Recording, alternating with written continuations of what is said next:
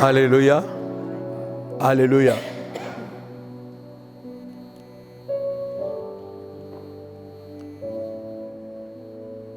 Je suis honoré ce soir pour que je sois parmi vous.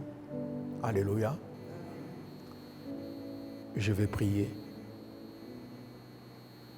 Éternel, je bénis encore une fois ton nom ce soir. Il n'y a point d'hasard en toi. Tu savais qu'en ce jour, ô Éternel, je serai parmi tes serviteurs. Je recommande ce moment entre tes saintes et divines mains. J'ai besoin de l'assistance de ton esprit parmi nous, ô Éternel. Que tu commences avec nous de début jusqu'à la fin.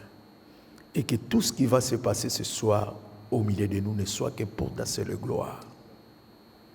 Je chasse maintenant tout esprit contraire à ton esprit qui se lèvera pour combattre cet instant. Je l'intime l'ordre de libérer ces lieux et d'aller dans le lieux arides au nom puissant de Yeshua. J'établis maintenant ta royauté, ta seigneurie dans ces lieux. Que tu règnes en tant que roi. Que toute la gloire te revienne à toi et à toi seul parce que tu es Dieu dans le nom puissant et précieux de Yeshua. Et nous disons Amen. Amen. Est-ce qu'on peut acclamer très fort?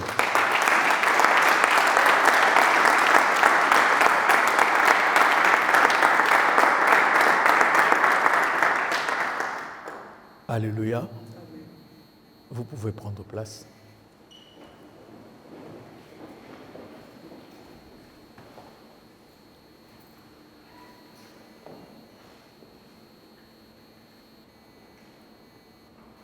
Vous savez, dans la vie, il y a toujours un début à chaque chose.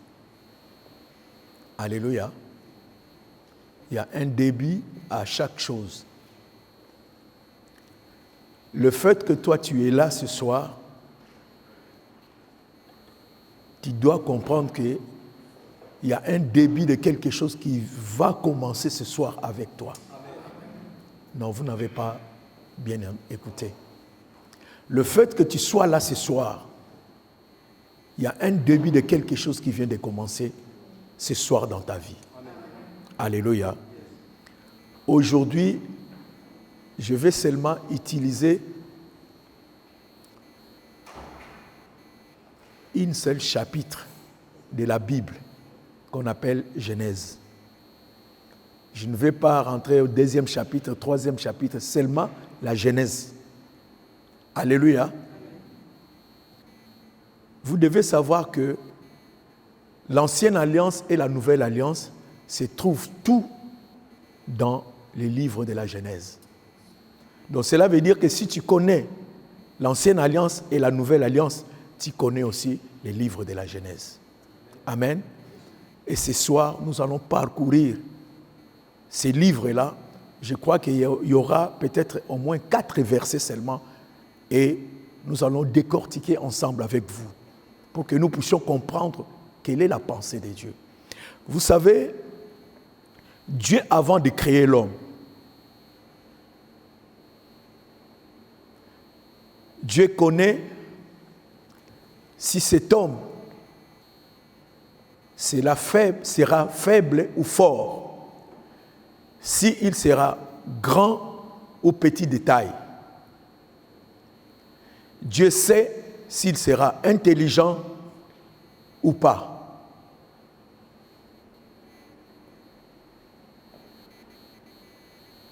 Mais il y a quelque chose que Dieu ne sait pas. Si cette personne-là, lorsqu'il va descendre sur terre, s'il sera pieux ou pas. Et ça, vous êtes en train de comprendre. Mais dans toute règle, il y a quand même des exceptions. Nous pouvons voir l'histoire de Jérémie. La Bible nous dit que je te connaissais pendant que tu étais encore dans le ventre de ta maman. Je t'avais déjà consacré, mis à part, pour mon œuvre. Donc cela veut dire que Dieu, avant de t'envoyer sur terre, il te connaissait déjà. Si tu seras pauvre ou riche, si tu seras grand ou petit de taille, si tu seras intelligent ou pas, Dieu connaissait. Mais Dieu, en t'envoyant sur terre, il ne sait pas si réellement tu vas suivre, alléluia, le chemin de la gloire de Dieu. Lorsque nous étions aussi jeunes comme vous, je me rappelle, mes parents priaient chez les catholiques. Et comme dans chaque famille africaine, les parents poussent toujours les enfants de pouvoir les accompagner à l'église. On allait dans l'église catholique. Mais il y a quelque chose que j'ai pu remarquer. En ces temps-là, les prêtres ne permettaient pas jamais aux enfants, ou aux jeunes garçons ou aux filles de pouvoir lire la Bible. La Bible était tout simplement pour les prêtres. Et nous, on était là toujours pour écouter les prêtres lire la Bible à chaque fois. Mais, à un moment donné, la curiosité m'a poussé quand même à me poser des questions. Mais pourquoi chaque fois ce prêtre-là lit seulement la Bible, lui seul, pas les autres personnes? Vous savez, la curiosité, des fois, c'est mauvais, mais la curiosité, des fois, c'est bien. Si je suis ce que je suis aujourd'hui, c'était parce que j'étais curieux. Alléluia. Parce que quand on dit à un enfant de ne pas chercher à connaître quelque chose, mais si on ne te donne pas pourquoi, toi tu ne veux pas que je puisse connaître, c'est là où c'est très dangereux. Si tu ne dis pas, l'enfant fera tout pour chercher à savoir pourquoi il ne me permet pas de faire ceci pour que je puisse comprendre. Et c'est cette curiosité qui m'a poussé jusqu'à ce qu'à comprendre pourquoi les prêtres ne voulaient pas que les gens puissent lire la Bible. Et lorsque Dieu appelle une personne,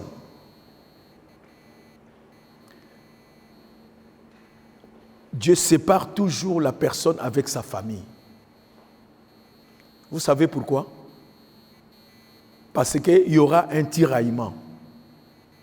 Dieu appelle la personne de son côté, la famille aussi retient la personne de son côté. Donc c'est un combat entre la famille et Dieu. Je vous donne un exemple. Dieu devait appeler une personne dans la Bible. Cette personne s'appelait Abraham.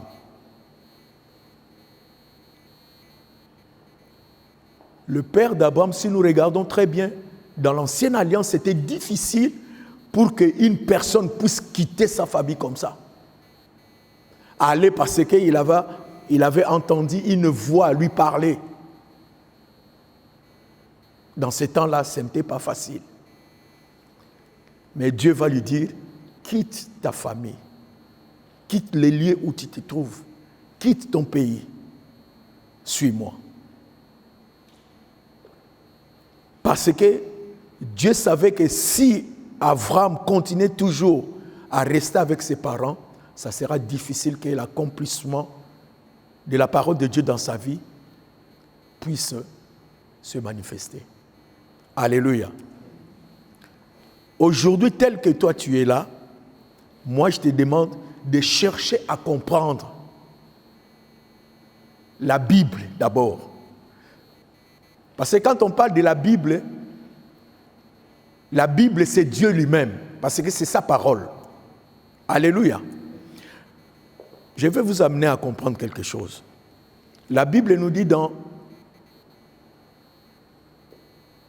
le livre de Josué 1 au verset 8 que ces livres de la loi ne s'éloignent pas de toi, médite-le jour et nuit si tu veux réussir dans tout ce que toi tu vas entreprendre. La méditation n'est pas la lecture. Est-ce que je parle à quelqu'un? Cela veut dire que si moi, aujourd'hui, je prends la résolution de pouvoir méditer la parole de Dieu, je dois comprendre que pour la méditation, normalement, il doit y avoir 3 personnes. Dans la méditation que je vais faire, tu vas me poser la question, comment 3 personnes? Écoutez-moi bien. Parce que la Bible que nous avons, c'est la parole de Dieu, comme je viens de vous dire, et c'est Dieu lui-même. Je dois chercher d'abord à savoir, Dieu parle à qui?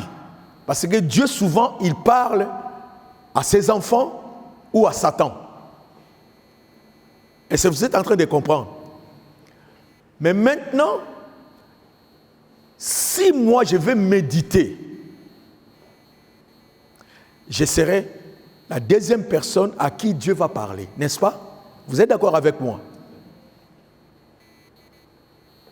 Pour maintenant, je puisse comprendre maintenant, si Dieu est en train de parler aux enfants d'Israël, qui sont ses enfants, donc automatiquement Dieu est en train de me parler. Vous êtes en train de me suivre? Alors pour que je puisse maintenant comprendre ce que Dieu est en train de me parler, il faut maintenant associer une 3e personne.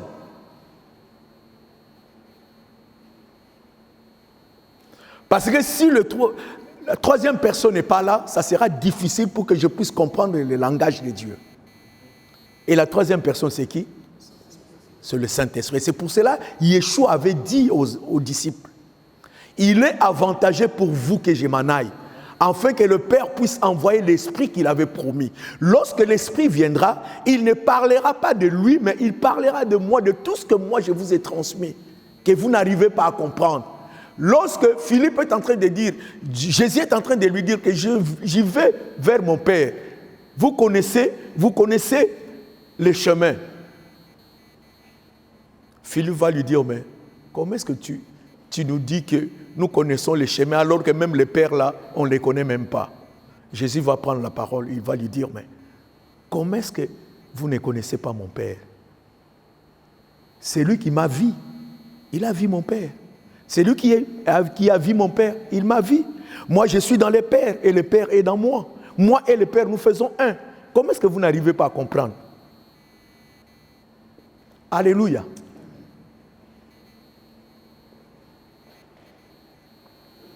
Et si le Saint-Esprit est là, vous allez lui poser la question. Nous allons prendre le livre de Genèse 1. Écoutez ce que la Bible nous dit.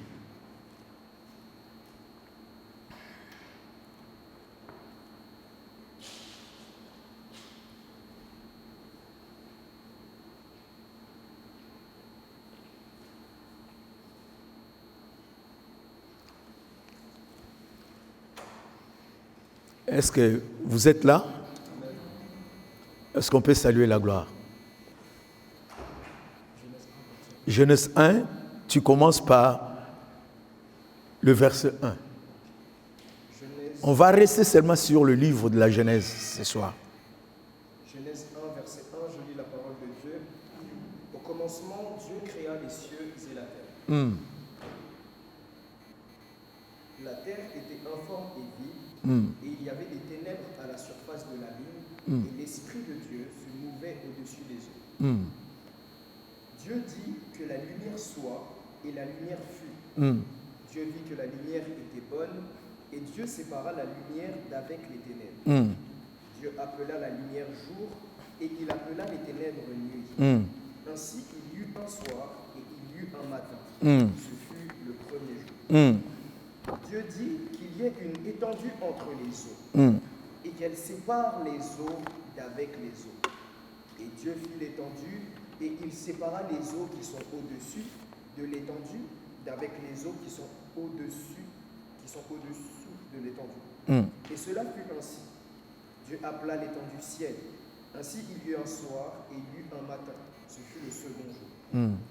Dieu dit que les eaux qui sont au-dessus du ciel se rassemblent en un seul lieu, et que le sec paraisse, et cela fut ainsi. Dieu appela le sec terre, et il appela l'amas des eaux mer. Dieu vit que cela était bon.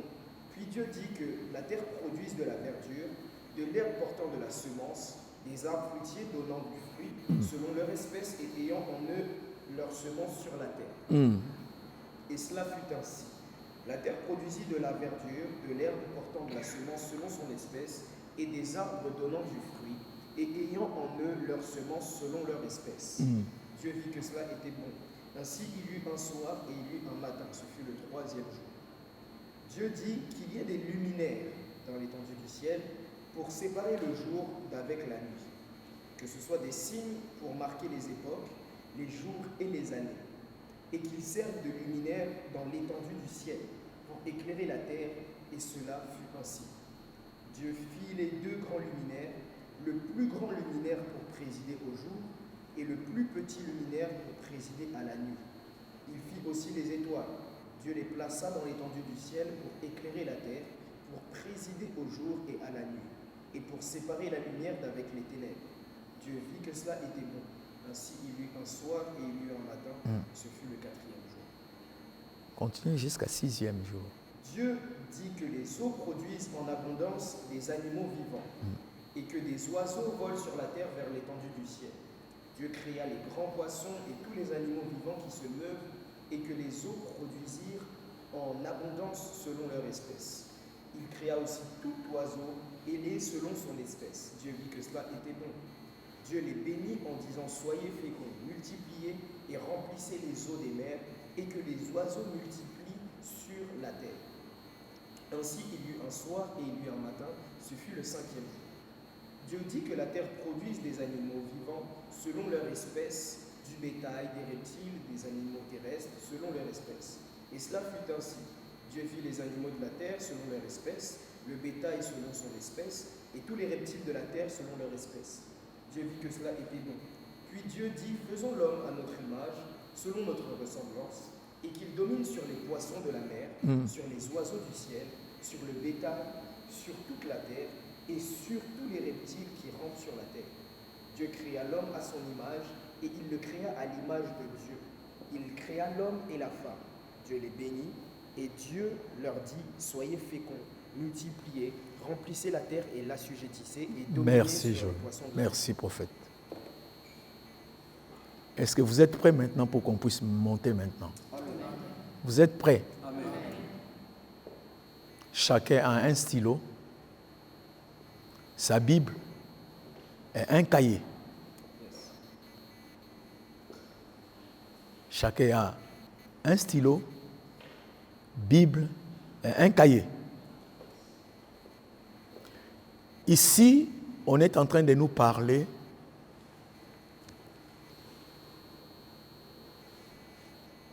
comme je vous ai dit, il faut nécessairement, si je vais méditer, il faut qu'il y ait au moins 3 personnes.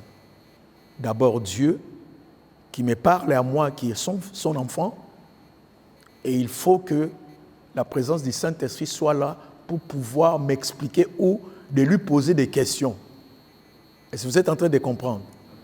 Ici, si nous suivons très bien, la Bible nous dit ceci: au commencement, Dieu créa les ciels et la terre.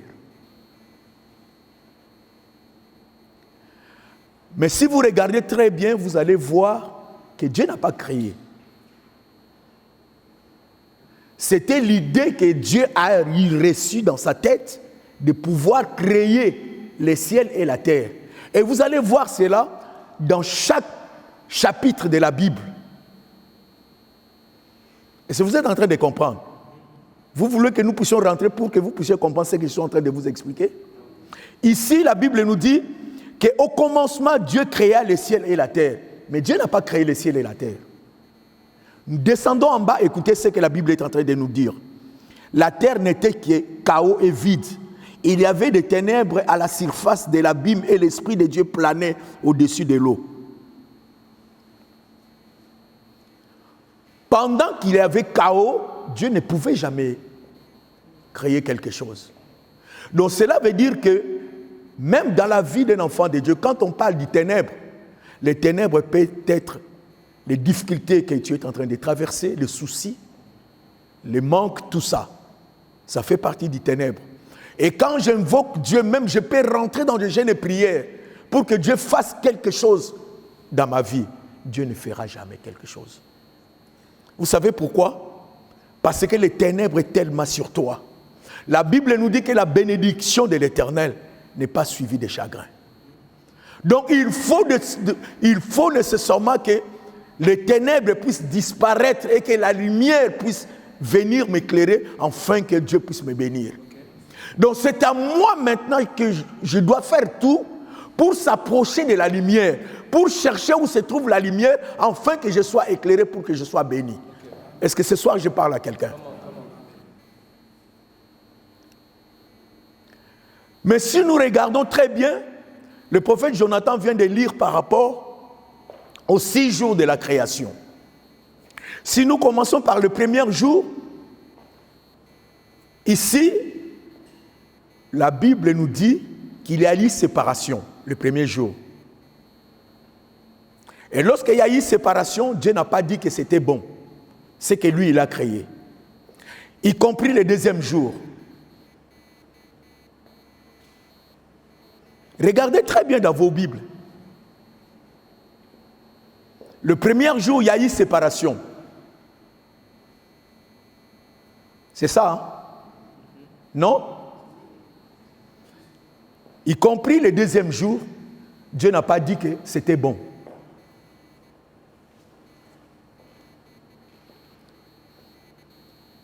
Nous sentons certains jours, le mercredi, le jeudi, le vendredi, nous arrivons maintenant, nous atterrissons maintenant au Shabbat. Je vais aller tout doucement pour que vous puissiez comprendre ce que Dieu veut nous parler ce soir. Dans le Shabbat, le prophète, il a lu quelque chose. Dieu est en train de dire, créons l'homme à notre image et à notre ressemblance. N'est-ce pas? Donc Dieu va appeler toute sa création, tous les animaux que lui, il a créés pour s'approcher de lui, afin qu'il puisse chercher de voir avec lui comment créer l'homme.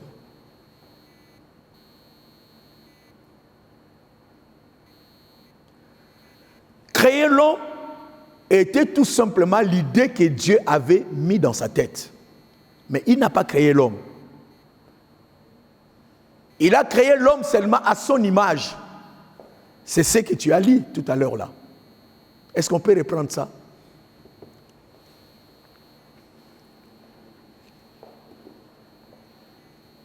Verset 26 de Genèse 1, la Bible nous dit, puis Dieu dit, faisons l'homme à notre image. Faisons l'homme à notre image. Selon notre ressemblance. Selon notre ressemblance. Et puis, écoutez la suite. Et qu'il domine sur les poissons. Et qu'il domine sur le poisson de la mer. Sur les oiseaux du ciel. Sur le bétail. Sur toute la terre. Et sur tous les reptiles qui rampent sur la terre. Verset 27. Mais voyez maintenant, à ce temps-là, c'était tout simplement l'idée qui n'était pas matérialisée. Mais maintenant, écoutez maintenant, Dieu va créer maintenant. Dieu créa l'homme à son Voilà. image. Dieu maintenant rentre maintenant dans ce que lui, il a pris comme résolution de pouvoir créer. Il va créer maintenant. Il va créer l'homme maintenant comment? Dieu créa l'homme à son image. À son image. Il le créa à l'image de Dieu. Il le créa à l'image de Dieu. Il créa l'homme et la femme. Merci, prophète. Est-ce que vous avez compris? Après, qu'est-ce qui s'est passé? Dieu va rentrer dans le Shabbat. Alléluia. Il va rentrer dans le Shabbat. Donc cela veut dire que Dieu n'a pas terminé la création de l'homme. Il n'a pas terminé. Vous êtes d'accord avec moi? Il a eu la résolution de pouvoir créer l'homme, mais l'homme devait être créé à son image et à sa ressemblance. Mais ici, on nous dit qu'il va créer l'homme à son image, mais pas à sa ressemblance. Après, il va rentrer dans le Shabbat. Donc cela veut dire que l'homme était incomplet. N'est-ce pas?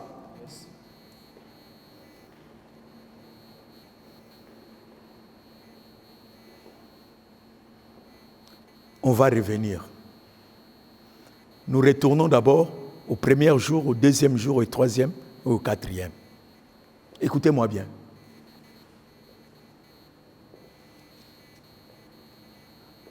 La Bible nous montre que au premier jour, Dieu a créé quoi? Dieu a demandé quoi le premier jour? Que la lumière soit. Puis regarde d'abord.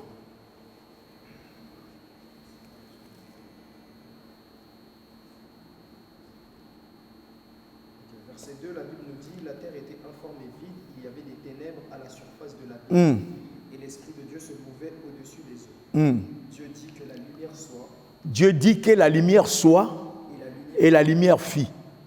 Dieu vit que la lumière. Ce n'est pas cette lumière que nous sommes en train de voir que Dieu va séparer. L'autre, ça sera pour la journée et l'autre pour le soir.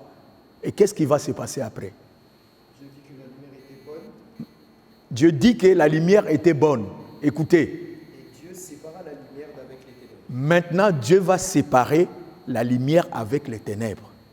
Pourquoi Dieu va séparer la lumière avec les ténèbres? Ça, c'est le premier jour. Tu es d'accord avec moi? Vous êtes d'accord avec moi?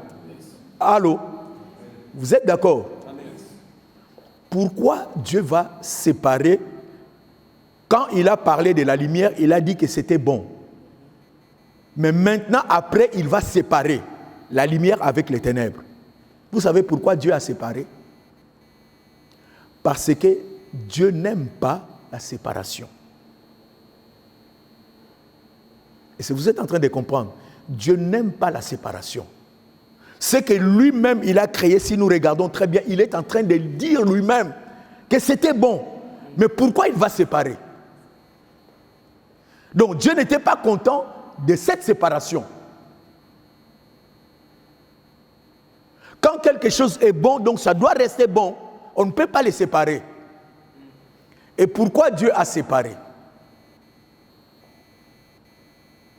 C'est là où il y a le problème. Pourquoi Dieu a séparé?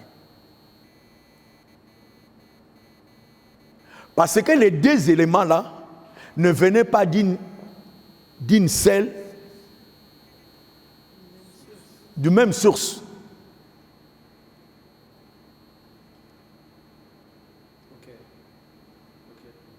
Alléluia. Nous laissons première création, nous quittons, nous descendons maintenant au deuxième. Descends maintenant au deuxième. Écoutez ce que la Bible est en train de nous parler. Verset 5, la Bible dit, Dieu appela la lumière jour et il appela les ténèbres nuit. Ainsi il y eut un soir et il y eut un matin. Je parle de deuxième jour. Okay. Verset 6, la Bible dit, Dieu dit qu'il y ait une étendue entre les eaux et qu'elle sépare les eaux d'avec les eaux. Et Dieu fit l'étendue et il sépara les eaux qui sont au-dessous de l'étendue avec les eaux qui sont au-dessus de l'étendue. Et cela fut ainsi. Dieu appela l'étendue ciel, ainsi il y eut un soir et il y eut un matin. Ce fut le second jour. Ce fut le second jour. Et qu'est-ce qu'il a dit? Dieu dit, il a dit que c'était bon? non.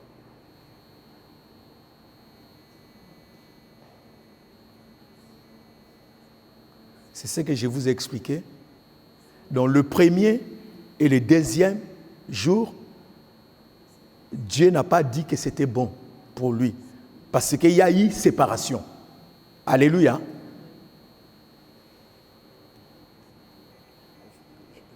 Je continue un peu? Oui. Verset 9, la Bible dit, Dieu dit que les eaux qui sont au-dessous du ciel se rassemblent en un seul lieu. Et que le sec paraisse, et cela fut ainsi. Dieu appela le sec terre, il appela l'amas des eaux mers. Et puis il dit quoi? Cela était bon. Ah. Il dit maintenant, c'était bon par rapport à ça. Hein? Alors, nous allons comprendre que les deux éléments-là, ça sort d'une seule source. Ça vient d'une seule source. Dieu va dire que l'autre monte et l'autre reste par terre. Non, est-ce que vous êtes en train de comprendre? Est-ce que vous êtes en train de me suivre?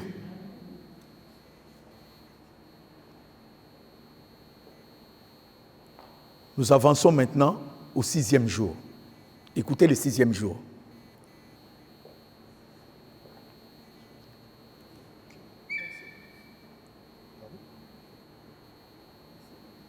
Verset 24.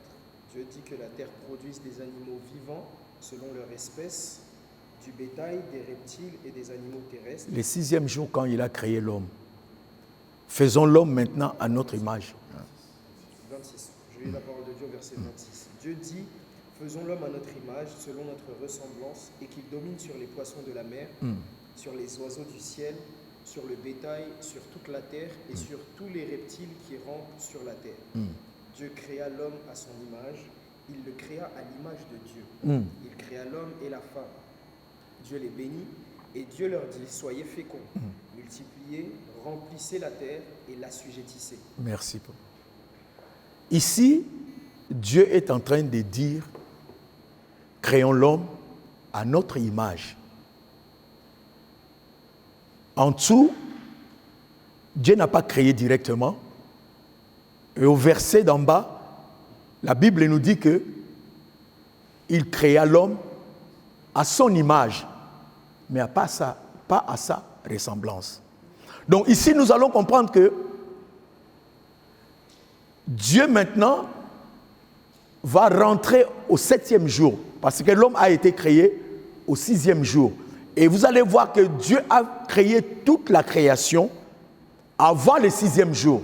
Pourquoi Dieu avait créé toute la création avant le 6e jour et non après le 7e jour ou après le 6e jour? Donc cela veut dire que à la création de ce que Dieu avait créé avant l'homme, pour que l'homme ne puisse pas s'enorgueillir, cela veut dire que s'il voit une fourmi, il va dire que moi j'étais créé avant toi.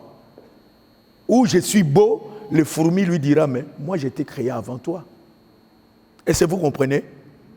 Donc ici, lorsque nous sommes arrivés au 6e jour, Dieu n'a pas dit que c'était bon. Pourquoi? Parce que le travail que Dieu allait faire dans la vie de l'homme n'était pas fini. Il s'est voilé, Dieu est rentré dans le Shabbat. Il a laissé maintenant l'homme continuer ce que lui, il a commencé. Que l'homme puisse achever l'œuvre que lui, il a commencé.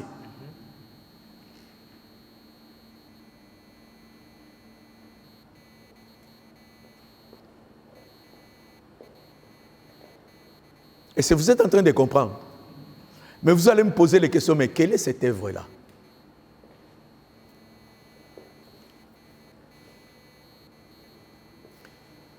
Dieu, lorsqu'il créa l'homme, l'homme était immobile. L'homme ne bougeait pas. Dieu va insuffler son souffle dans l'homme et l'homme commence à bouger, n'est-ce pas? C'est ça l'image de Dieu dans l'homme. Et si vous êtes en train de comprendre. Donc nous devons savoir, dans tous les actes que l'homme pose, c'est lui qui est responsable de cela.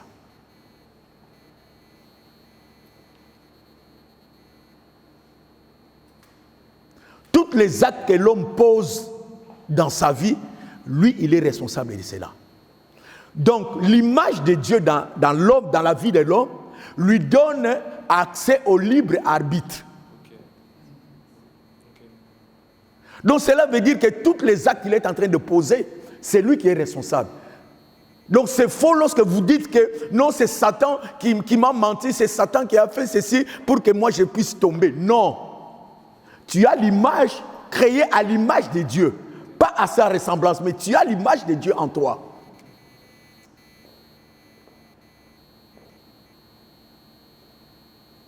Frères et sœurs, faisons très attention.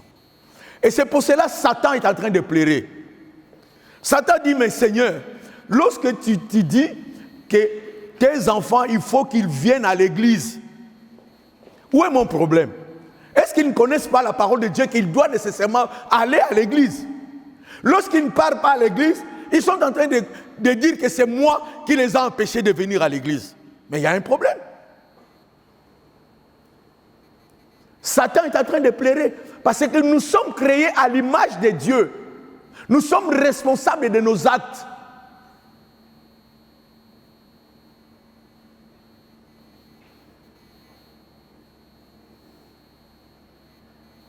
Alléluia. Dieu s'est voilé. Il a laissé maintenant l'homme continuer l'œuvre que lui, il a commencé pour que l'homme maintenant puisse arriver maintenant à la ressemblance de Dieu. Et cette œuvre-là doit se baser sur la parole, sur les lois de Dieu, sur la crainte de l'Éternel. Et si vous êtes en train de comprendre, est-ce qu'on peut acclamer le Seigneur?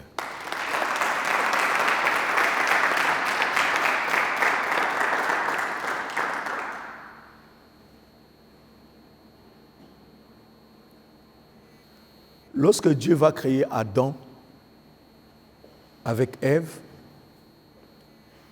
il a fait les jardins, il va prendre l'homme, il va placer l'homme dans les jardins. Si vous regardez très bien dans la Bible, vous comprendrez que Dieu n'a pas nommé l'arbre qu'il a interdit à Adam et Ève de ne pas manger cela. Il n'a pas nommé.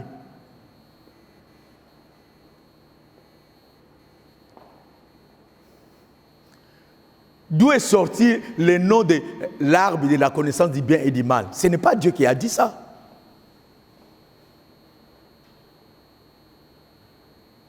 Alléluia. Ce n'est pas Dieu qui a dit ça. Même lui-même, Dieu, quand il est en train de parler avec Adam, il n'a jamais dit ça. Même la femme, quand il est en train d'accuser les serpents, elle n'a pas dit ça. Elle n'a pas dit ça.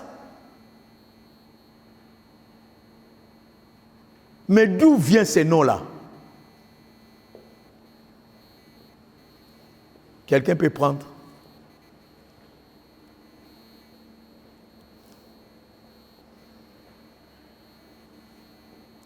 Vas-y, évangéliste.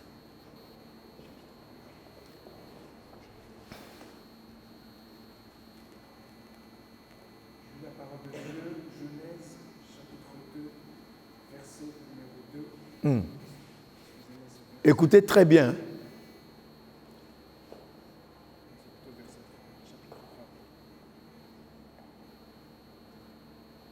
partir du verset numéro 1. Le serpent était le plus rusé de tous les animaux des champs. Volume, s'il te plaît.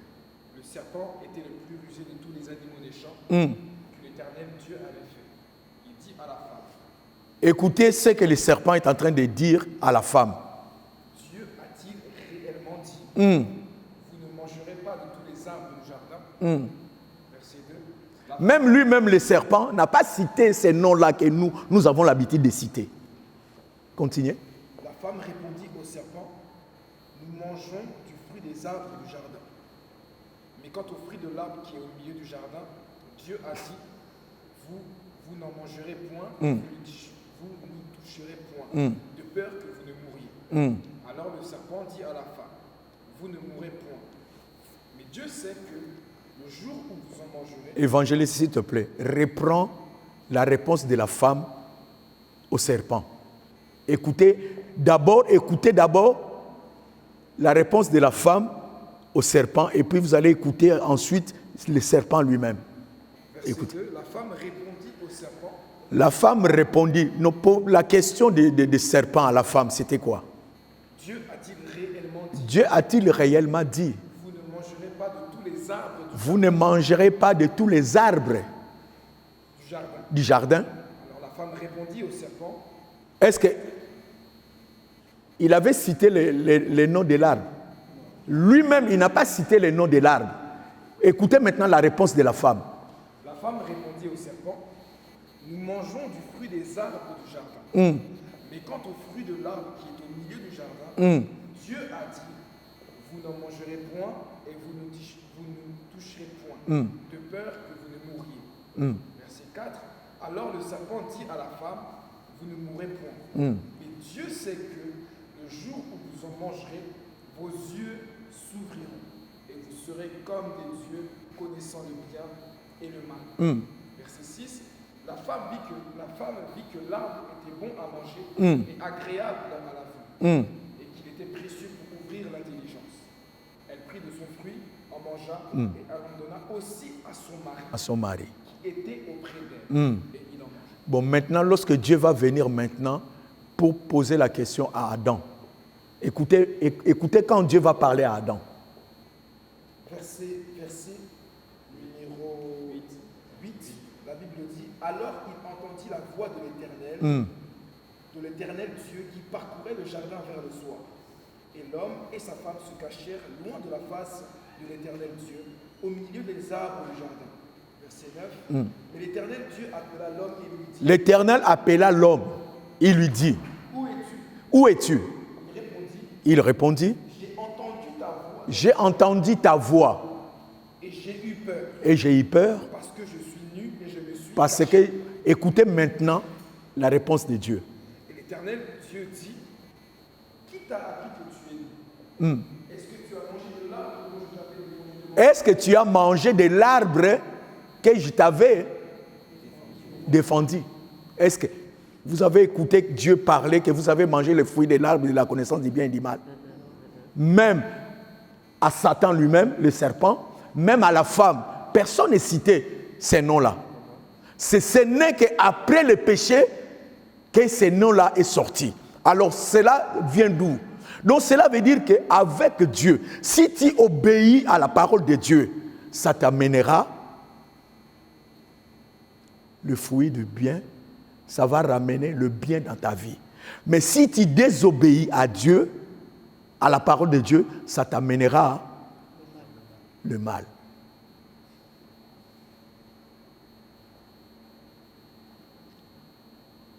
Que ce soit le serpent, que ce soit la femme, que ce soit Dieu, personne n'a cité ces noms-là.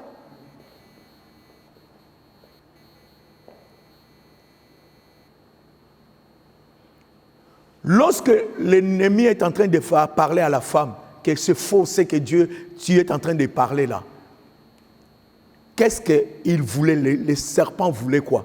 Donc les serpents ne voulaient pas que la femme, si elle veut faire quelque chose, qu'elle soit poussée par quelqu'un. Or, le libre arbitre, elle avait déjà ça, parce qu'elle était créée à l'image de Dieu.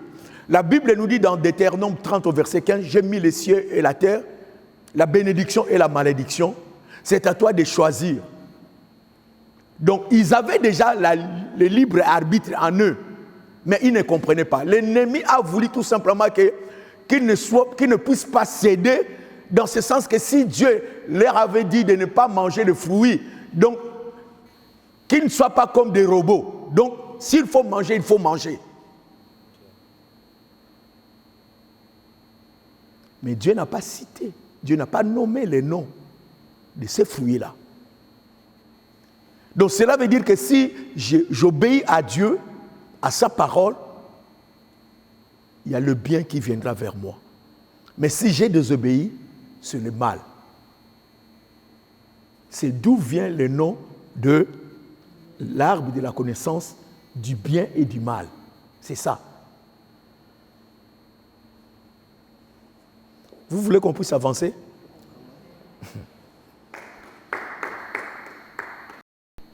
Alléluia. Si vous suivez très bien ce verset-là, vous allez comprendre que ici, la Bible est en train de nous parler des déliminaires. Les déliminaires avaient la même grandeur.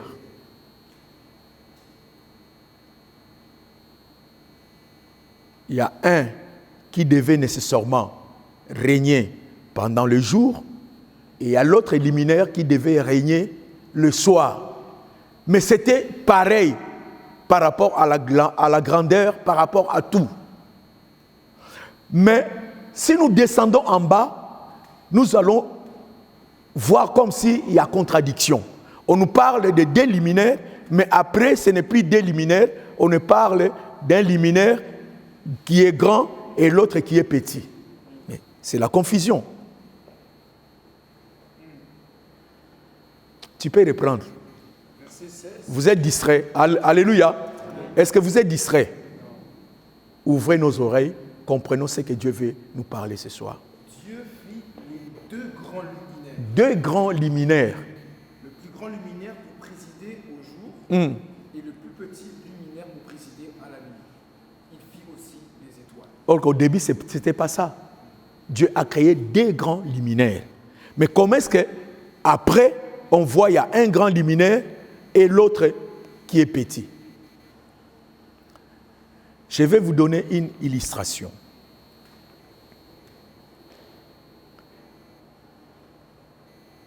Celui qui présidait la nuit, cela veut dire c'est qui?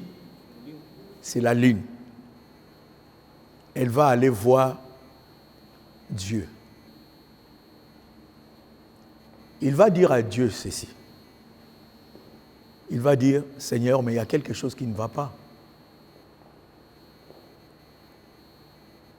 Nous sommes deux grands luminaires, de même taille. Comment ça se fait que lui, il règne pendant le jour et moi, je règne pendant la nuit? Normalement, dans la royauté, il n'y a qu'une seule couronne et ce n'est pas pour deux. Ce n'est pas pour deux personnes. Est-ce que vous êtes en train de comprendre? Dieu maintenant va lui répondre, il va lui dire, c'est vrai, malgré tout, toi tu es grand aussi comme lui, mais moi je te demande, rétrécis-toi. Même ta grandeur, mais rétrécis-toi, tu verras que tout ira mieux. C'est pour cela la ligne se rétrécit pour laisser maintenant la place à l'autre de s'exprimer. De la même manière que Dieu a fait, lorsqu'il va rentrer dans le Shabbat, il va laisser que l'homme puisse s'exprimer. Deux fois, il faut laisser l'autre s'exprimer à ta place. Et ça sera pour la gloire du Seigneur.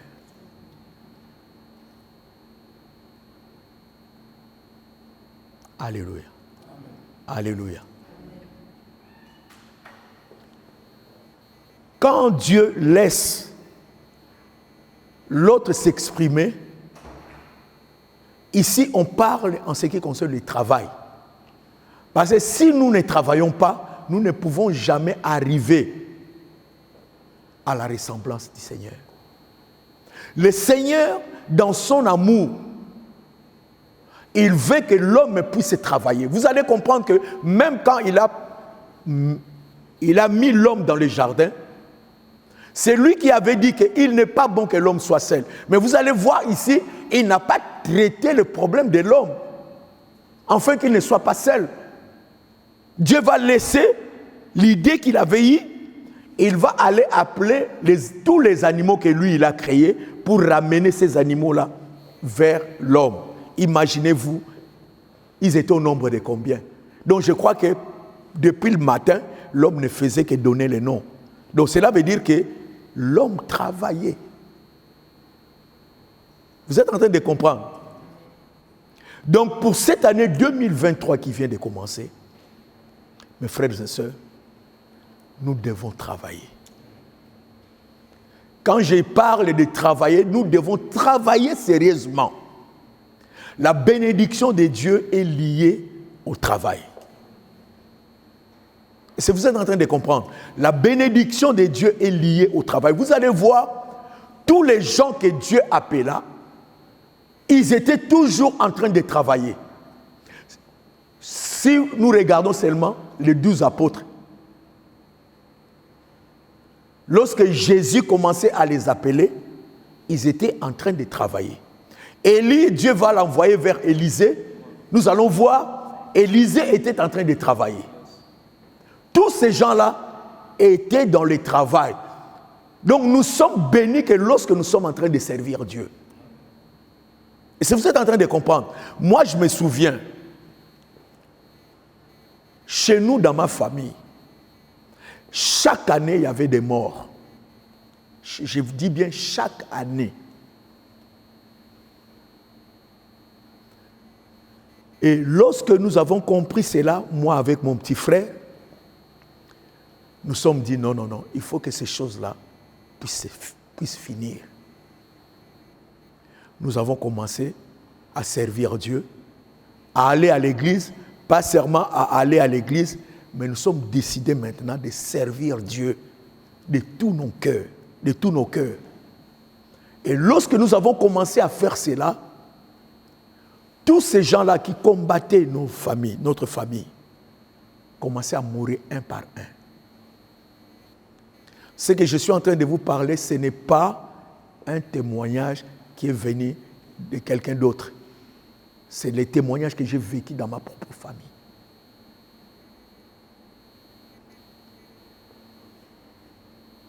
Il y a une grande bénédiction. Lorsque Dieu est en train d'appeler Abraham, il n'a pas appelé Abraham pour lui. Il a appelé Abraham pour sa propre bénédiction. Donc cela veut dire que si Abraham ne voulait pas quitter l'endroit où il était, il ne pouvait pas être appelé père de multitudes. Donc c'était pour son propre bien. Ce n'était pas pour Dieu. Quand Dieu t'appelle, c'est pour ton bien.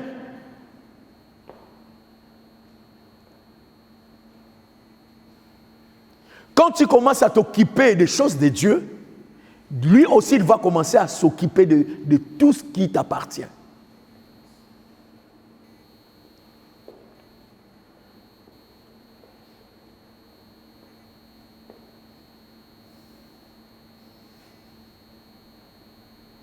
Aujourd'hui, moi, votre papa, si je suis là, je vis la grâce de Dieu. J'étais quelqu'un qui était déjà mort.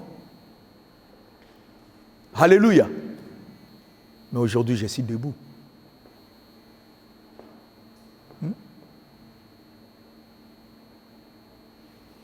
Mes enfants, Dieu est grand, il est réel, il est vivant. Si nous craignons ce Dieu-là, nous verrons la main de Dieu dans notre vie, pas seulement dans notre propre vie, mais dans la vie de tous ceux qui sont dans notre entourage. Il y a des choses que moi j'ai vécues dans ces ministères. C'est de la folie. Servir Dieu, c'est bien, mais marcher dans la crainte de Dieu, c'est autre chose. Dieu n'abandonne jamais les siens. Si nous regardons dans Genèse jusqu'à Apocalypse, les gens qui ont servi Dieu, personne, même David est en train de dire à son fils Salomon, j'étais jeune, j'ai vieilli, je n'ai jamais vu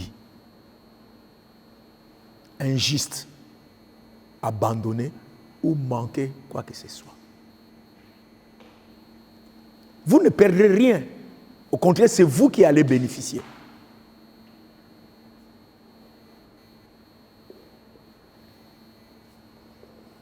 Mais levez-vous, servez ce Dieu-là avec crainte et tremblement.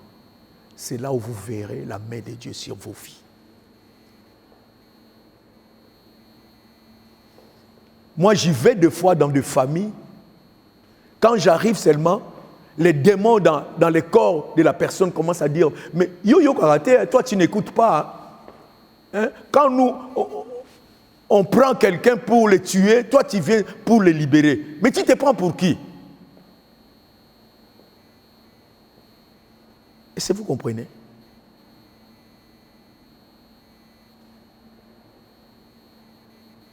Ne joue pas avec les choses de Dieu. Lorsque nous venons dans ces lieux, servez Dieu avec crainte et tremblement.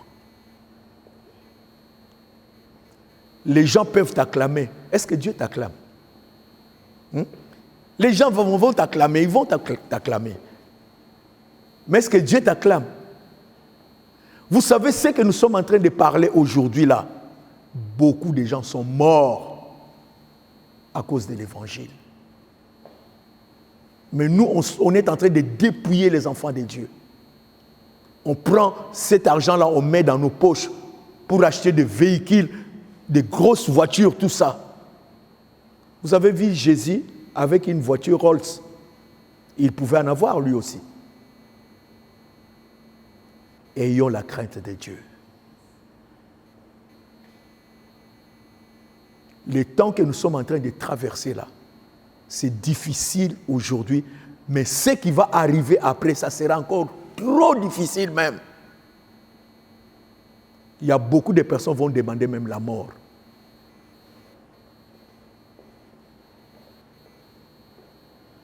Est-ce que je parle à quelqu'un? Dieu vous a donné la grâce. Profitez de cette grâce-là. Ne foulez pas la grâce de Dieu. Ne marchez pas sur la grâce. Profitez de pouvoir servir Dieu. C'est là où vous verrez la gloire de Dieu se manifester dans vos vies. La mort, ce n'est pas la fin de toute chose. La mort, au contraire, c'est un commencement d'une autre vie avec le Seigneur. Que votre conscience soit interpellée. Ne voyez pas votre âge. Alléluia. Tu peux avoir tous les diplômes du monde, mais si tu n'as pas Jésus avec toi, vous savez combien de personnes qui ont des diplômes. Depuis qu'il a ces diplômes-là, il n'a jamais eu le travail. Il n'a jamais eu le travail. Moi, je connais un ami qui était avec moi à Kinshasa. Il n'a jamais travaillé. Et je crois que même jusqu'à il va mourir, parce que là, il ne peut plus rien faire.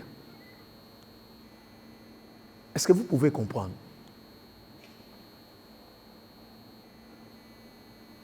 Servir Dieu, c'est quelque chose de meilleur. Et si tu ne veux pas, Dieu est capable même de décider, alléluia, qu'on ne puisse pas t'embaucher. Dieu peut le faire. Tu ne seras pas embauché. Pour que tu puisses comprendre que Dieu veut que toi, tu puisses les servir. Dieu oblige les gens. Je connais un apôtre qui était venu à Évry pour prêcher chez nous. Cet apôtre, lorsque Dieu est en train de l'appeler, il dit que tu vas me servir. Tu vas quitter ton travail là. Il travaillait dans une usine d'aviation. L'homme ne voulait pas. Sa femme lui dit, mais comment est-ce qu'on va manger? On va manger avec la dîme et les offrandes, tout ça. Non, il ne faut pas accepter. Dieu a dit, bon, attends, tu vas voir. Si toi tu es Dieu, on verra. Il y a un homme de Dieu qui est venu des États-Unis. C'était passé en Suisse. Cet homme, pendant qu'il est en train de prêcher, il est en train de dire, Dieu est en train de me parler d'un homme qui est là. Dieu l'appelle.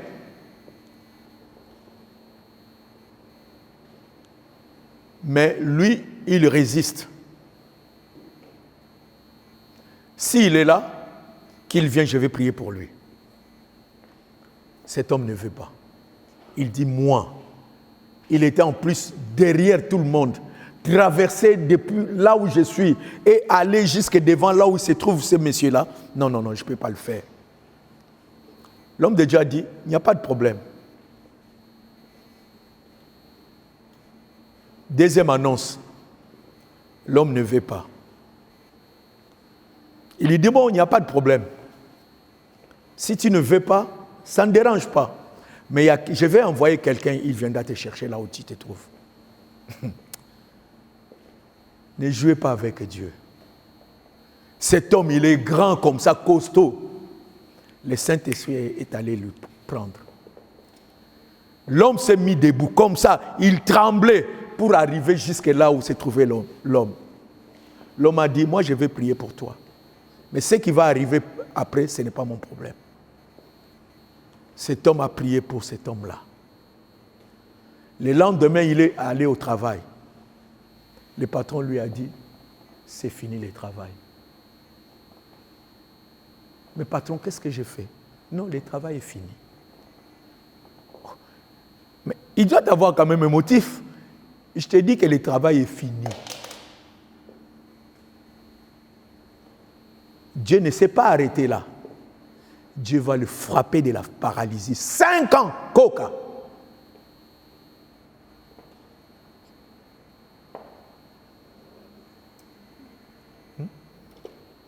Vous êtes en train de comprendre. Vous êtes en train de comprendre.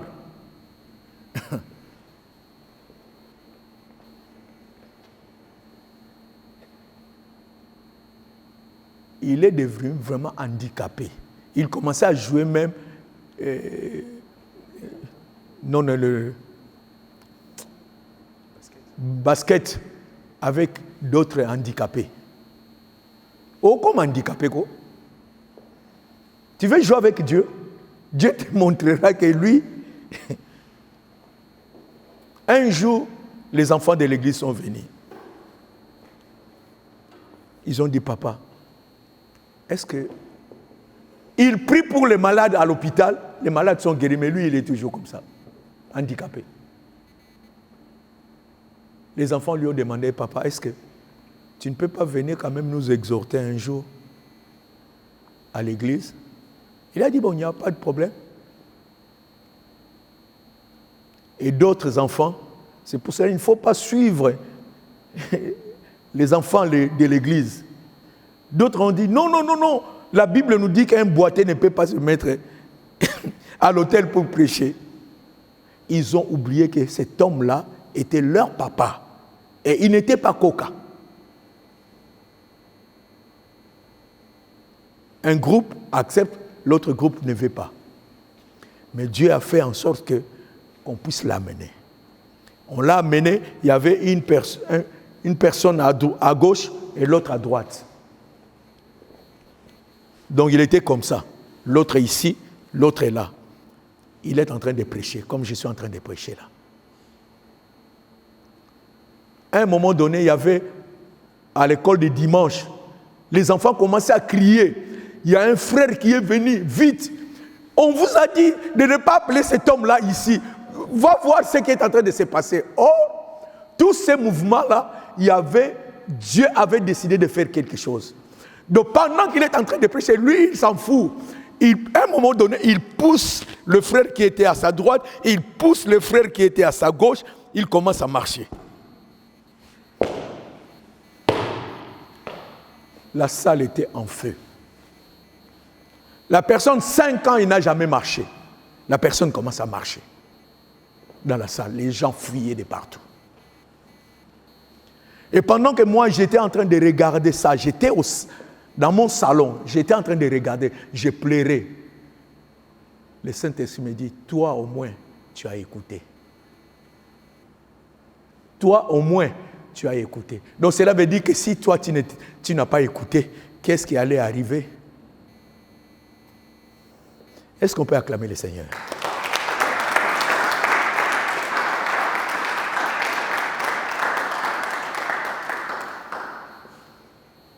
Cherche à comprendre. Le ministère, c'est une protection pour toi.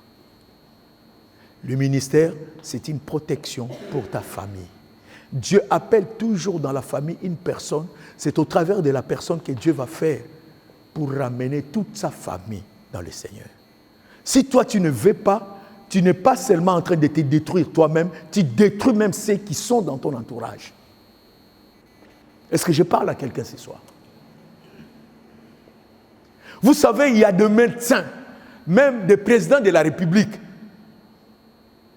même des avocats qui sont des enfants de Dieu ou des serviteurs de Dieu. Tu perds quoi?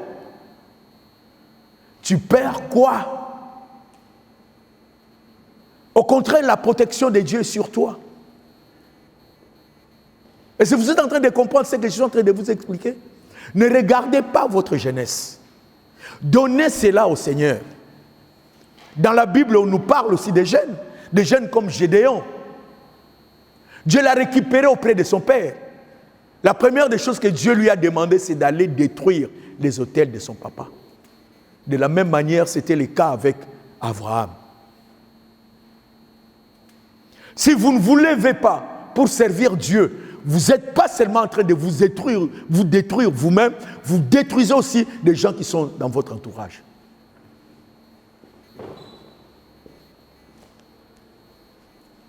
Ce soir, moi je vais prier pour vous. Mais vous devez savoir que l'huile qui va tomber sur vous ça sera comme un feu. Si vous jouez avec ce feu-là, ça va vous brûler ce soir.